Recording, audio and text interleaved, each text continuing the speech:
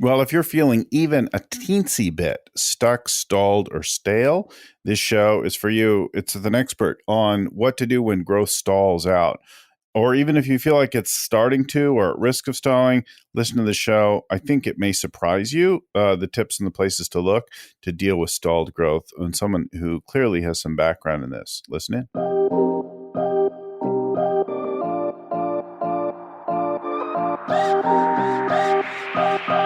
Okay, hello and welcome again to the Scaling Up Business Podcast. I'm your host and scaling coach, Bill Gallagher. So on the show with me today is Steve McKee. Steve is president of McKee, Wallwork and Company.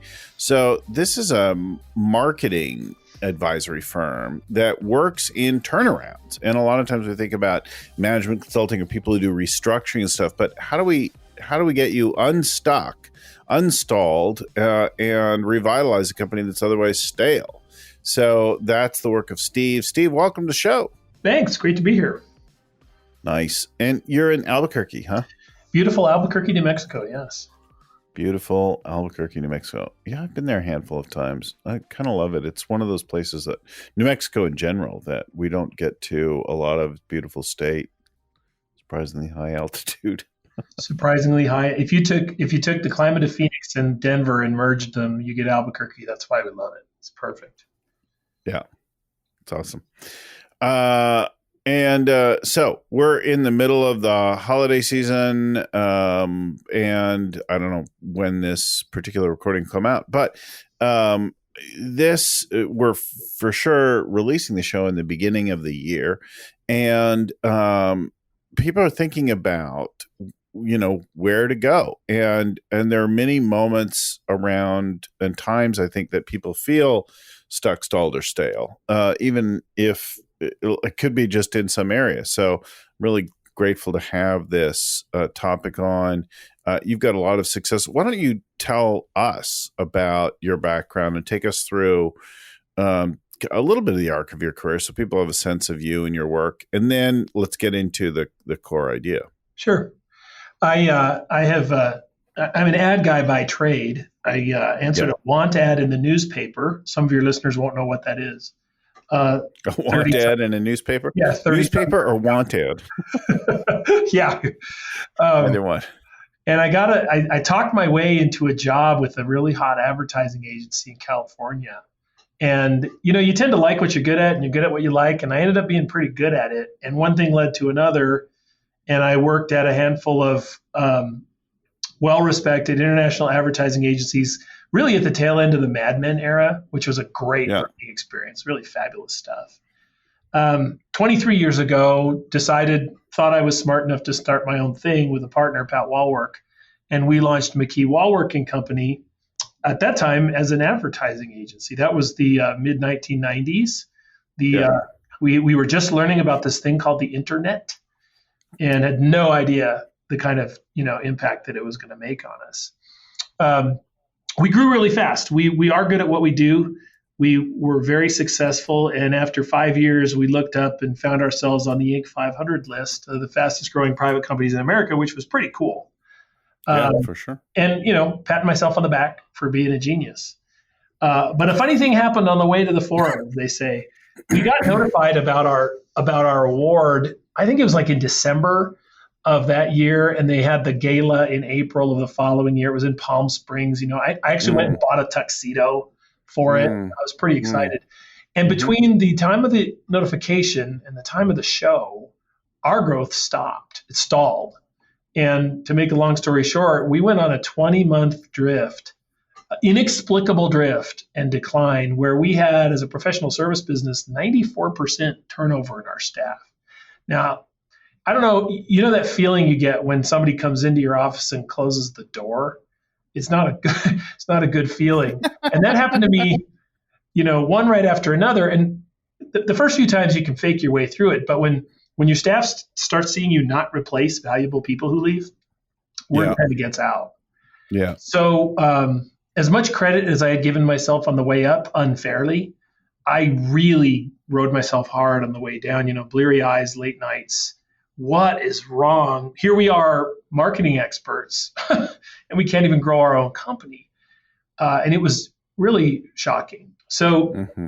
not knowing what else to do, we were on the Inc. 500 list, rightly or wrongly, fairly or unfairly.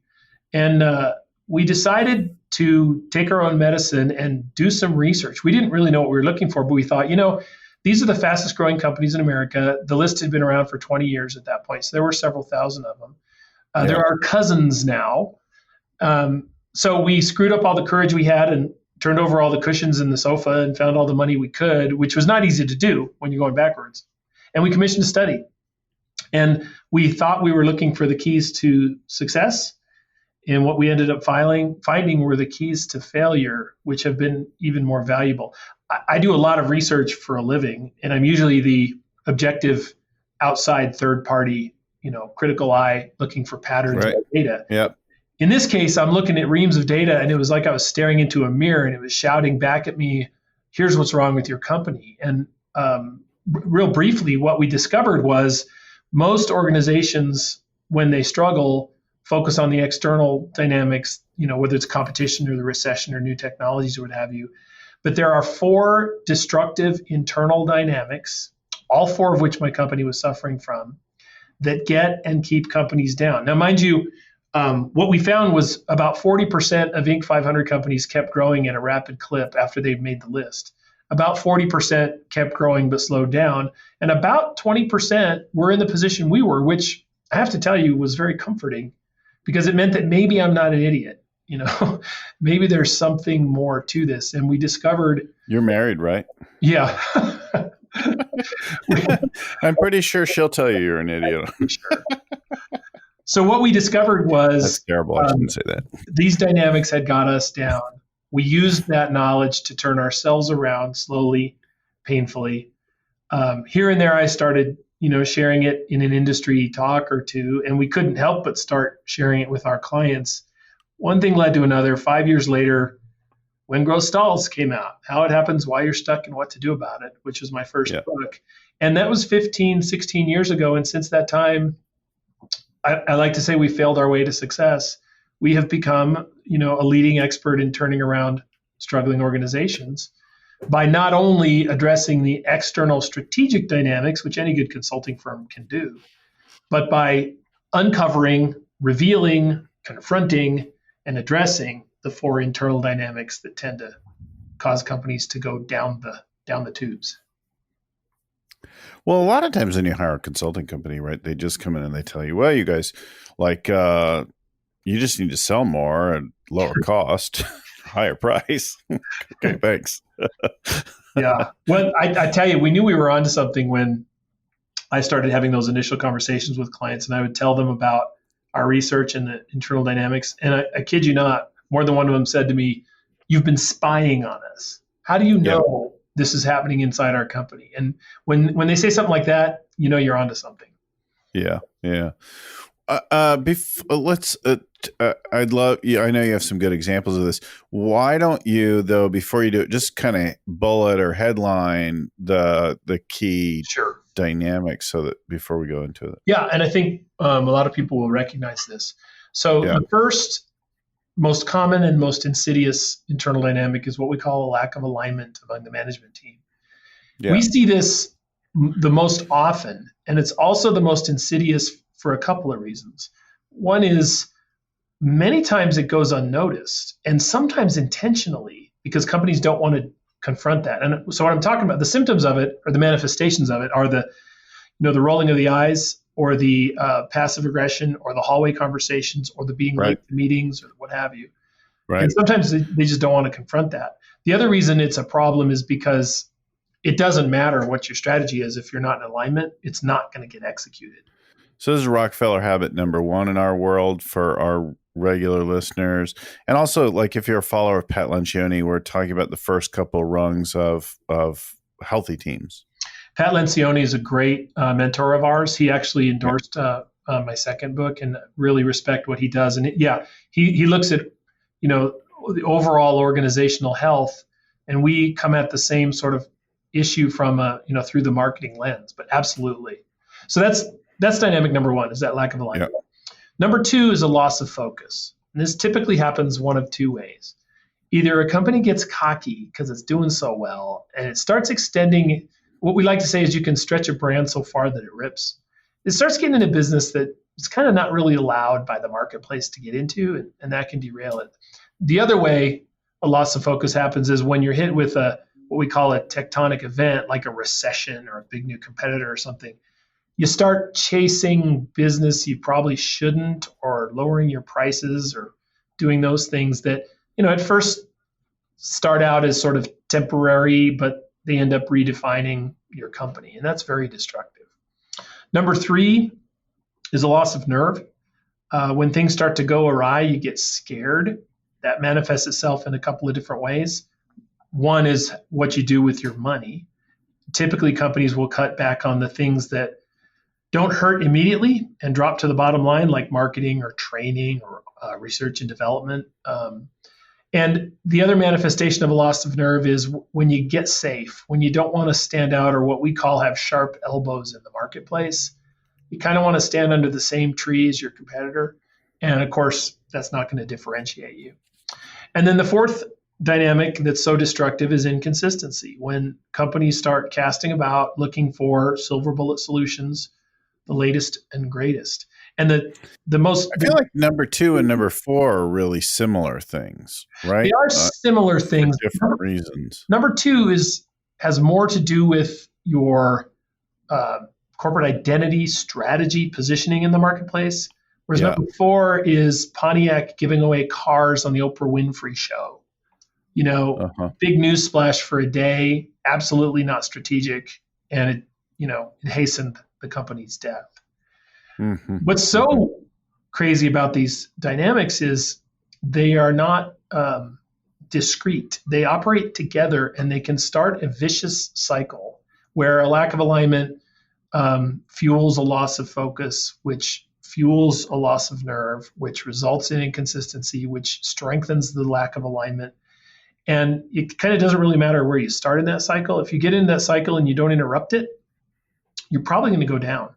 And I've looked at... They're saying these are kind of like a negative flywheel. It's a negative flywheel, in this loop, and you start like decelerating as a result of this. Yeah, I've when you understand the dynamics, you read the business press differently. Whenever I read a post-mortem on a company, either after it's died or in the throes of death, I can see usually 1, 2, 3, or all 4 of the factors at work. The article or whatever it is doesn't describe them the way I just did. But I remember reading a 400-word article, 400 words, about the demise of Yahoo when it was going through its sort of death throes. And in 400 words, all 4 factors were there. I was stunned. Mm-hmm.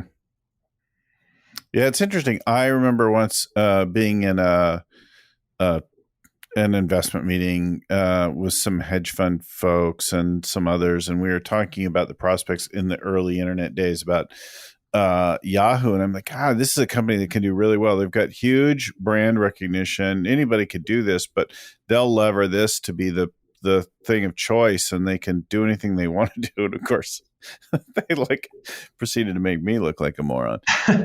Because I said Amazon would fail, so I got you topped there. Yeah, Amazon, yeah.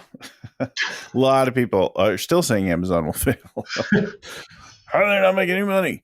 You can always find somebody who will call the downfall of something. I mean, Michael Dell's famous for calling for the downfall of Apple Computer, and look who's $1 trillion company now, Michael. Yeah, he was close. They almost went belly up. Really, really close. Really close. So we were getting ready for the show, and we were talking about some example companies, and you brought up Sears. Why don't we start with that one?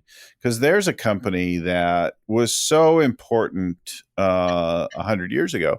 And even as I grew up, was a really dominant place where you would buy certain kinds of goods on a regular basis, was that one stop for a huge amount of needs. And yet, they didn't find a way to do it. And so talk to us about that. Is it all strategic, or what are the internal things? Yeah, it's actually internal. Sears was 1% of GDP, I read at one point, which is incredible. Yeah. No, a lot of ink has been spilled over Sears, especially with their recent bankruptcy, and the story is well known, that Sears was Amazon 120 years ago. Basically, it was a mail Basically, order yeah, catalog, right? yeah. And then I think it was in the 1920s, they opened the stores, and we all know the history of Sears. Well, along comes a loss of focus is really where it began in the 1980s. I don't know if you remember, but Sears bought Coldwell Banker and Dean Witter, and they launched the Discover card. And so this is an example of corporate hubris where Sears could do no wrong.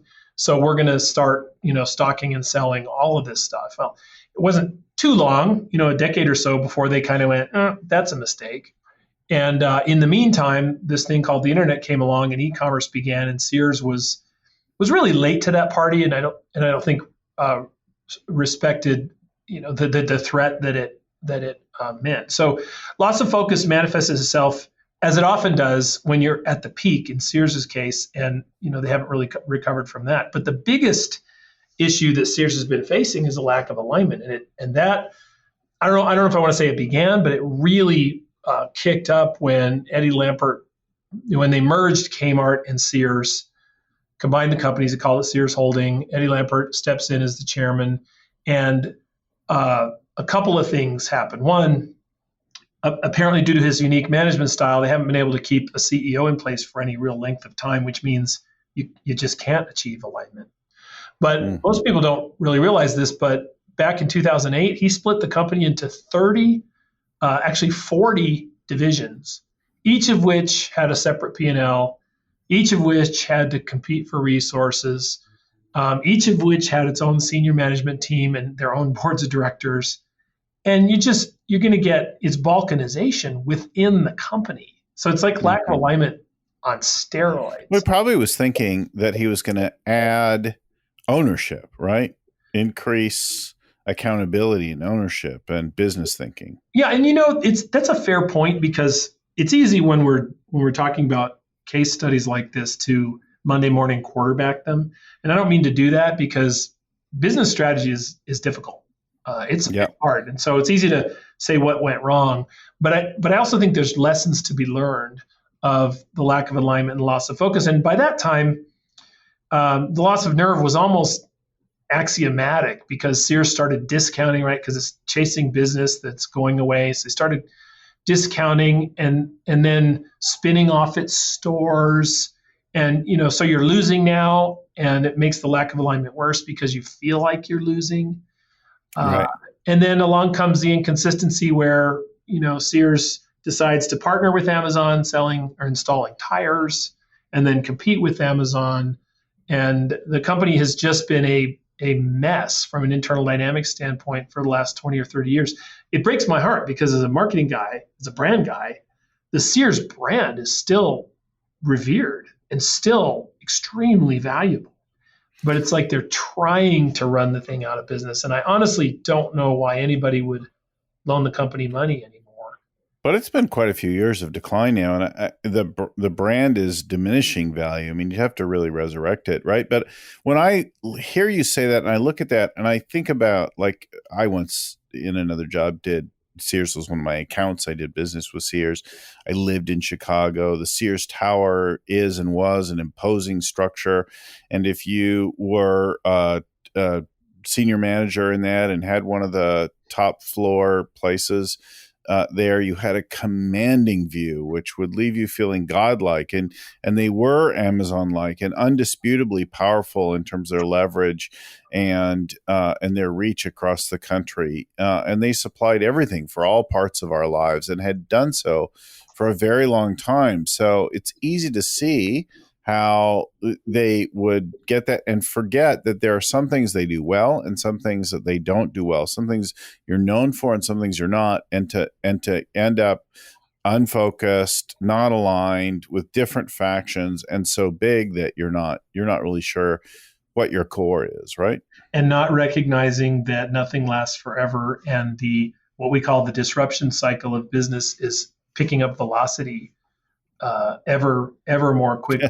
Right. And so there's an interesting, I think it's called Parkinson's Law, that it's a professor that coined this term and made the observation that when a company erects its beautiful global corporate headquarters, it marks Oh, the right. beginning of its decline. Yeah. Because what they've done is they've succeeded for so long, they're building a monument to their current structure, and then they can't change. If that's true, watch out for Apple Computer, because they just built the Death Star, as I call it.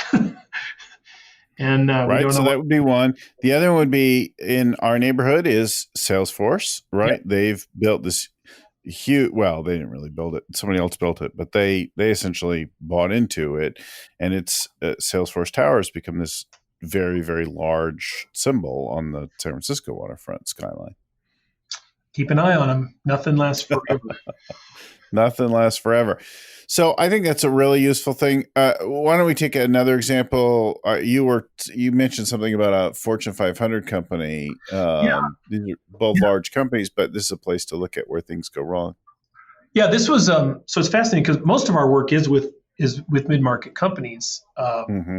In this case, we had occasion to meet a Fortune 500 company whose name I can't say. It's actually a Fortune 100 company, and I'll never forget Yeah. the initial meeting I had with the woman there. I thought it was kind of a dud.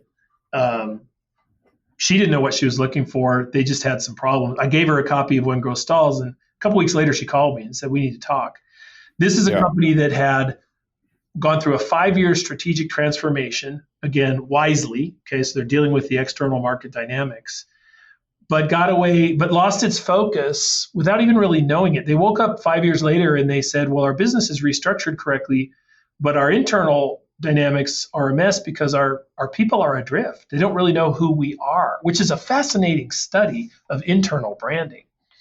So we Yeah. we came in and we met with them, and the company was so big, I was kind of intimidated with, are we going to be able to pull this thing off? But we followed our principles and our process.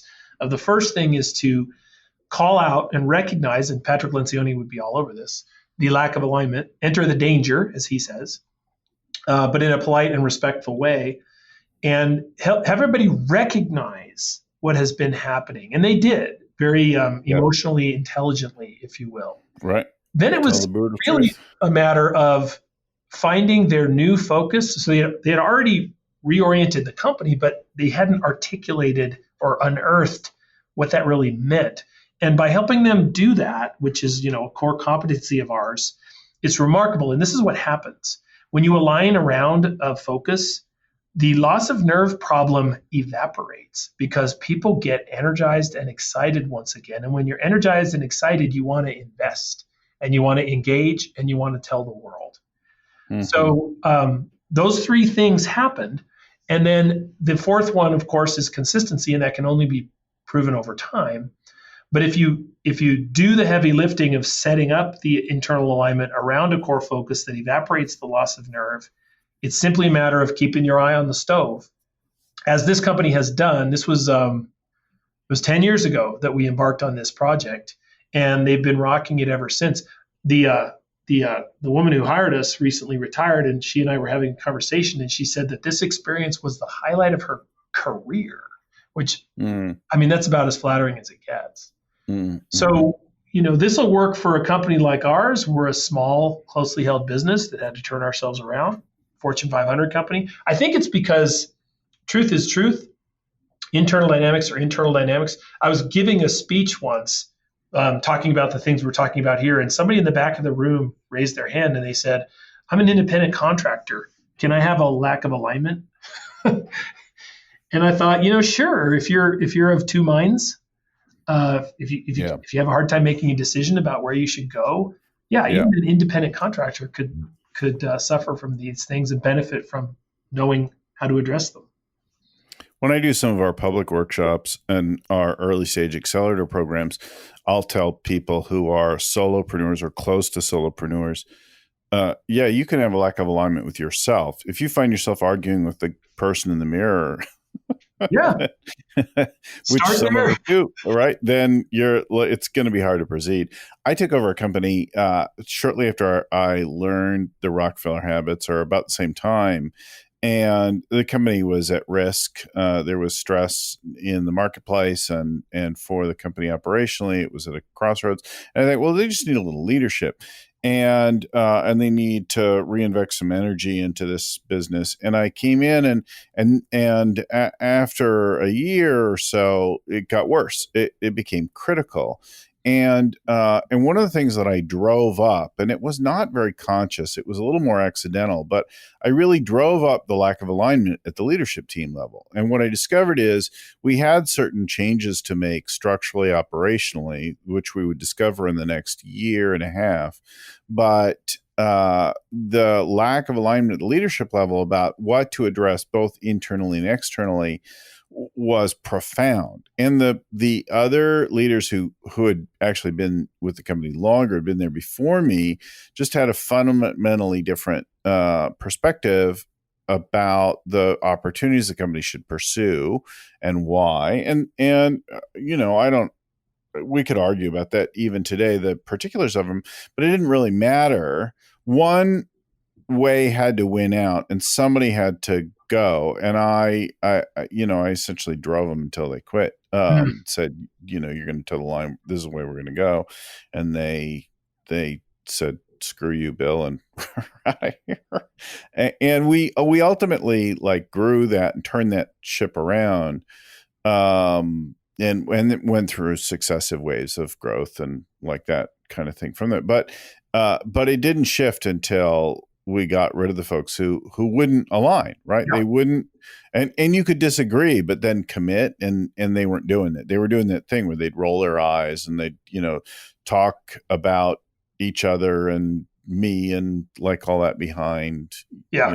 And that's a misnomer in some cases about the alignment. Sometimes we'll use the word consensus. The difficulty with that is people think management by committee. There's a handful of different ways to be aligned, right? You can work for a dictator like a Steve Jobs. And I don't say that in a pejorative way, but it's he just makes you be aligned. And then there are other companies. Well, you take a Herb Kelleher at Southwest Airlines, who was not a dictator, but by sheer force of personality, or Howard Schultz.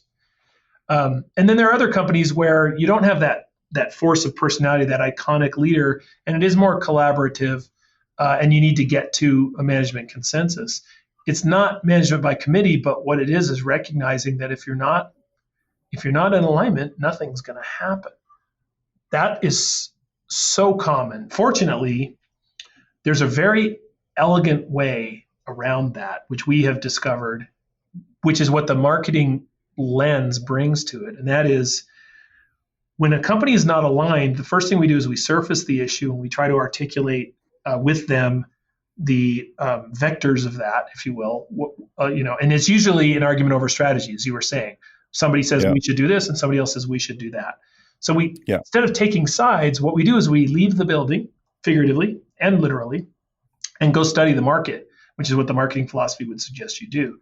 And typically, what happens is if we study the market in the proper depth and breadth and dimension, and that's any form of market research, the picture will begin to resolve itself, and the strategy will become apparent, or at least the broad strategic direction will become apparent, and you don't have to fight about it. People will tend to circle around it. Now, in many cases, that's not true of everyone, and yes, in many cases, you get to alignment by having one or two or three people decide that there's a better place for them in the world.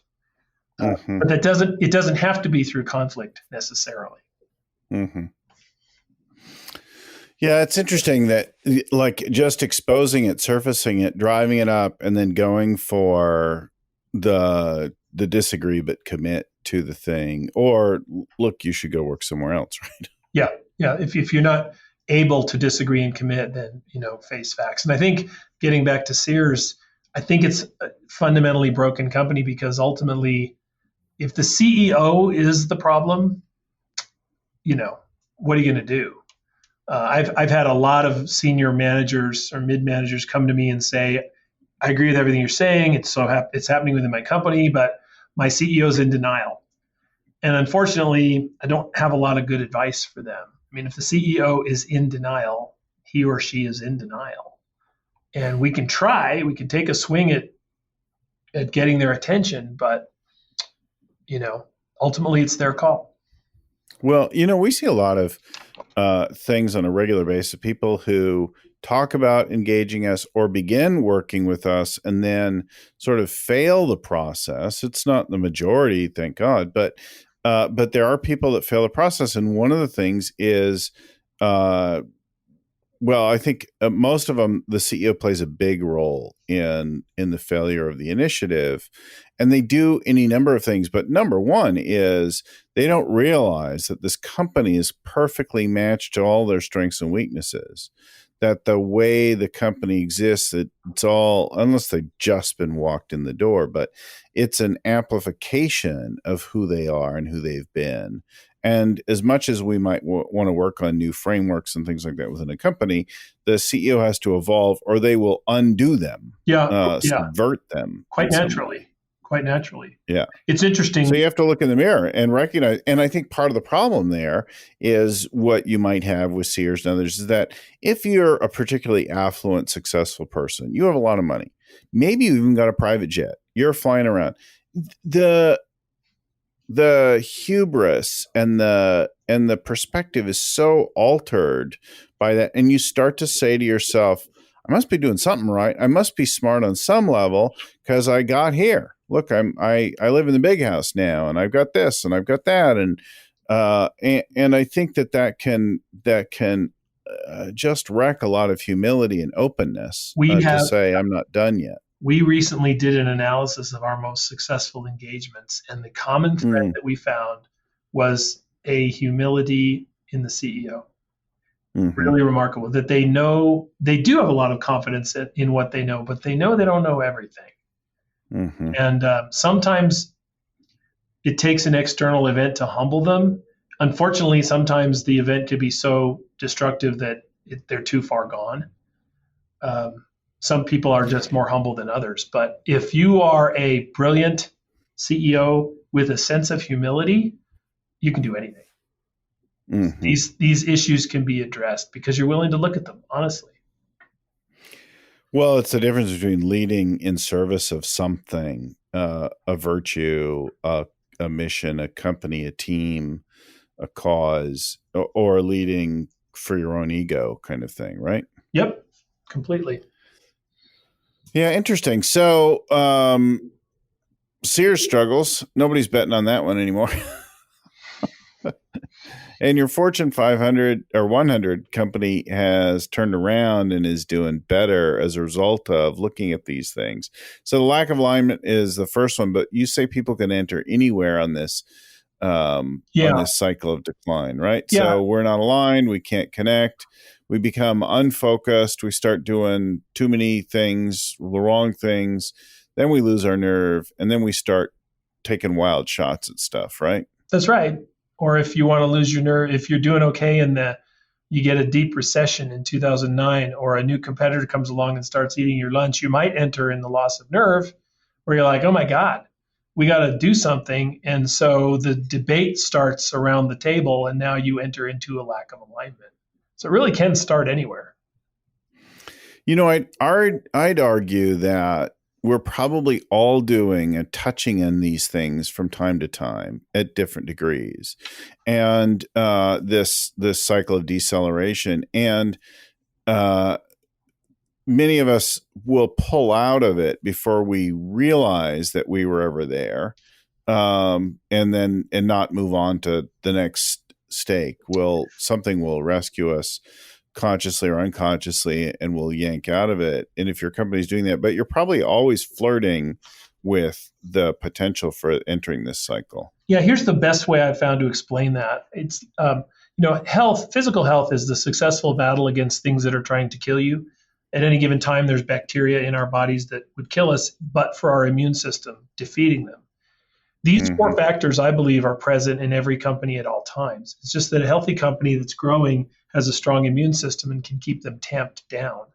And it's when you get hit with, in your personal life, a death in the family or a blizzard or something that causes your immune system to be depressed, you get sick and can die. In the corporate world, the analogy is you get hit with a blizzard or some significant event that you didn't plan on, your immune system gets depressed, and these issues can rise up and kill you. I mentioned we turned our company around in around 2004-5 using these principles. Here comes a recession, and it really hit us hard, in 2009, 2010. Every Monday morning in our management meeting, we brought up the four factors, and we said, how are we doing, guys? We're scared, right? Business is tough, but are we staying aligned? Are we keeping our focus? Are we having courage to do that? And just having those conversations helped us to walk through the recession when a lot of our peers were not doing it. Mm. It's interesting. One of our clients, a little over a year ago, realized that one of their new key execs was not aligned and seemed to have just a whole like values, mood, style difference with the rest of the team. And we called it out in the annual offsite, and it was really, really clear. And so there was a particular focus over the next quarter in developing relationship and understanding and connection and getting on the same page. But 3 months later, when they thought they'd sort of done it, they discovered they, in fact, hadn't. That there was still a fundamental, like, vision, value disconnect with this member of the leadership team. And so I said, okay, well, we're going to try a different approach this time. We're going to go, well, by the next quarter, it was clear that it hadn't shifted. And I had a side conversation with the CEO. I'm like, you got to make a change here. It's not me who's saying, you see this, but you have to act on it. And they drug that out for almost 12 months. And now the company still continued to grow. They did lots of good things. But I would say when I look at them and at other clients, that failure to resolve it, and ultimately they did resolve it, and that like greatly accelerated their ability to work together as a team. But wow, over 9 months of dragging their heels on taking action in this area. And I think that CEO will have learned that deeply now and not let that, because as they've looked back, they can see that a lot of energy was wasted on that. And, that's missing market energy. That's not catering to the investors. That's not addressing, it's so defocusing. And then also destabilizing. It has a ripple across all of the operational teams as well. Yep. People not working in an aligned, coherent, cohesive, synergistic fashion. We all have to at learn odds with each other. That's profoundly unproductive, right? We all have to learn that lesson. And I think what we're talking about here, not only experience, but these principles can give you sort of the internal lexicon to be able to think through those issues. Yeah. If you see that someone's not aligning, it doesn't necessarily mean that they're a bad person or they're wrong, or it just means that they're not fitting. And you're right, that huge opportunity cost to that, and perhaps worse. One of the other coaches shared with me, and we started working with another company in the last quarter, and the coach shared these two questions. They said, what would you do if how would you feel if this person quit tomorrow? And if the answer is something like relief, yes, then liberation, I could breathe again, whatever it is, right? That's your first indication that maybe you should just go ahead and make the call and help them out the door. It doesn't mean you have to be mean or like that kind of thing. I fundamentally believe that somebody can be an A player somewhere, maybe just never in your environment or in your job that you have available. And then the next one is that really ought to bring it on home is, what if you had 10 people like that? And I think a lot of times we think, well, I'd be relieved, but I think I can bring them around. I think I can work on them. They have industry experience, so they're really smart, or what, it doesn't matter, whatever it is that has you like hoping that somehow you can pull it out and save them and save the situation. And you might even be getting board pressure to give them a couple more months or something like that for them to finally produce results or toe the line or whatever it is. But then if you ask that second question, what if you had 10 people like that? That's usually like, oh my God, I'd lose my mind. Okay, well, you should lose them sooner. Or and maybe send them into a place where they can kick ass. you're the problem. You got 10. Well, for sure, if you're the one who can't make the change. So the second thing, right, looking in the mirror that we see a lot is you've got the wrong people still hanging around, and you know they're wrong. It's not your coach or consultant or somebody who told you that person's the wrong person. You know in your heart they're the wrong person, but you're unwilling, afraid to make the change, to call it, right? Yep. And the stakes get ever higher, as we said, with the speed of change moving ever faster. You just can't lose the time to that. And again, Monday morning quarterbacking. When do you pull the trigger? When do you bench your starting quarterback, right? When do you fire your coach? Yeah. Not easy questions to answer at all. Well, doubling down on a bad investment, right, is never going to make it better. That's right. That's right. But I sold Apple stock just before it shot up.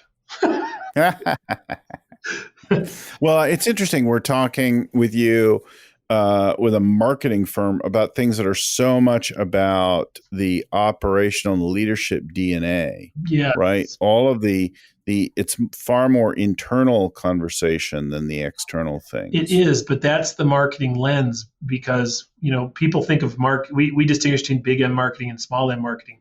Small M marketing is like the marketing department, or marketing plan. Big M marketing is a worldview that says the way other people think and how they operate and what motivates them, whether they're your consumers or your staff, is what matters. You have to have empathy and humility to understand how to move people. And that's why our skill set transferred so well from strictly, if you want to look at it this way, focusing on the promotion P of the marketing 4 Ps to all 4: product, price, place, promotion. Some people extend it to people, to the whole enterprise. It's a way of thinking, of having empathy and understanding who you're dealing with, that makes the difference. And that's what makes us unique. Because I often say, any consultant worth their salt can help you deal with external strategic dynamics. I mean, that's what we all do. It's the internal soft stuff that a hard-charging CEO might dismiss as frothy, where really the rubber meets the road. That's where it happens. I'm fond of saying your mother was right. It's what's inside that counts. Well, in the world of scaling up, right, we're talking about people first and then strategy. So people is the way that you work together and the alignment and who's on the team and who's doing what in the right seats and all that kind of thing. And then we get into the external stuff of strategy. But even that is internal, external. It's about the match of your core competencies with the opportunities in the world and the focus against particular market segments. But if the people aren't aligned, it's still going to get undermined. And then we've got execution, right, which is about staying onto a few priorities and tracking them and managing them over time, all of which can be undone by these people issues. And then, of course, there's the cash tools and managing the cash well, which is all undone if the rest of that stuff is. So I think the ideas that you've got here, so to recap for our listeners, the first is if you're feeling like you're stuck, stalled, or stale in some way, look at who's not aligned with your approach to solving it, or even the problem itself. Where are you? Have you lost your focus? Are you too broad? Where are you? If you've lost your nerve, where are you being inconsistent? Those 4 areas that you outline in the book, When Growth Stalls, I think is really a useful thing for folks to do right now if they're looking at that. And even if you don't see it so plainly, take a minute to examine and look where it might be, because we're probably touching these all the time, right? Yeah, or ask your spouse, as you alluded to earlier. They'll tell you the truth. Right. I think there's the truth is our forum mates, our family mates, our spouses, our parents know what's wrong with us. They know how to fix our lives. They always have. They always will. And it doesn't make a whole lot of difference for us because we're not really listening or open. When we see something for ourselves, when you apply the tools and you self-examine, you discover it, then you're usually propelled into action, right? You seize it and grab it when you finally see something for yourself. So look for it yourself. They probably do know. You're probably not willing to listen. It's not going to make a difference, was my joke. And it's not about male or female spouse, right? It could be either way. It's our partners who know us maybe more and accept us anyway. Yeah, to that end. McKeeWallwork.com Yes. is the website. If you want to go check out Steve's firm and see their work and what they do and that kind of thing, we'll put the spelling and all that in the show notes as well. But McKeeWallwork.com has got links to both the books, When Growth Stalls and Power Branding. You can check them both out, read about Steve and the firm and all that there. We're here with you every week. We love bringing and talking to interesting folks in the world of scaling up, scaling your business, scaling your leadership, developing yourself along the way, and growing and accomplishing your stuff is what I care most about. So I love bringing this. We've got all of these shows, the notes, the tools, the downloads, all the things like that. I'll even give you a copy of the book, Scaling Up, for free if you just pay the shipping and handling, all that at scalingcoach.com. So just go to scalingcoach.com. You can also subscribe there to get our regular updates, including these shows. Thanks again, Steve, for joining us. We'll talk to everybody again next week. Our thanks to the author of the original Rockefeller Habits book and the evolution of our whole framework into scaling up and beyond, Vern Harnish, the growth guy. This show is produced by Lucy Summers. Audio production is handled by Podfly Productions. The audio editing is done by Albert Burge. And the show notes are compiled by Ayn Kodina and proofread by Tim McGowan. If you love the show, please give us a review on iTunes or wherever, Stitcher, wherever you got it. And you can like it and subscribe it to get them every week in your feeds. You can also let us know what you want more of or what parts you really loved. We love hearing from listeners with an email to info@scalingcoach.com. Thanks again for listening, and keep scaling up.